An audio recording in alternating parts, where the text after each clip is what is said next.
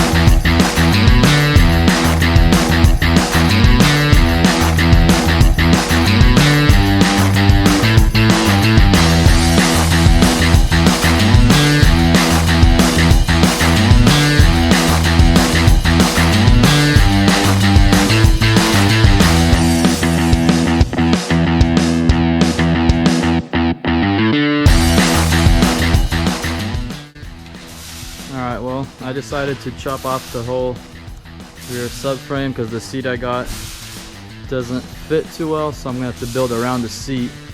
So I kept the mount for the gas tank, and then I'll go off from here because this width is good for the seat I have.